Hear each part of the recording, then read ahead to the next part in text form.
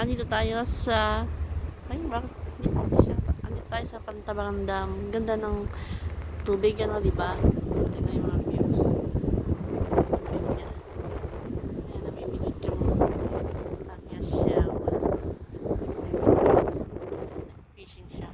Dito pa kami umaga dito. Tumal. Pati isda ngayon matumal. Ang ganda ng view, di ba? Pero guys, ayun, may mga mimimit din doon sa gawidon. Ganda ng tubig, pati yung ano, yung clouds. Ang cloud maganda din po.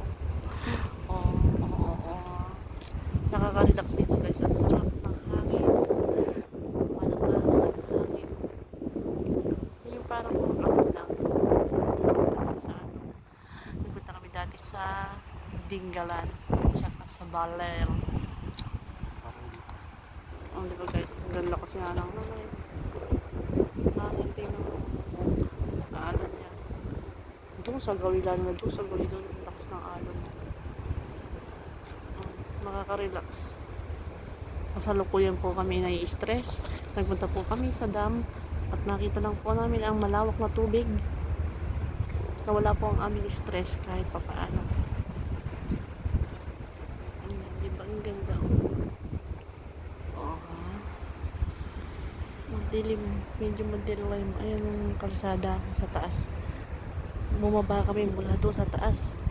Akala mo mababang tingnan, pero mataas siya. Guys, muntik na akong gumulong kaya pagbaba ko. Muntik na akong gumulong kaya pababa. Nakakatakot. Nawala naman ng balanse kanina pagbaba. Pero pag paakyat naman, sanay naman ako umakyat. Pero yung pababa, ayun o, yung dam, yung pinaka ano yung bukasan ng tubig. Ayun ang mga ilaw. Mga ilaw.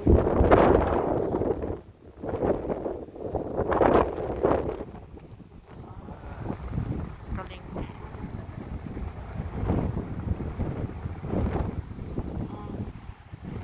Ayan. Mainam ang isda eh.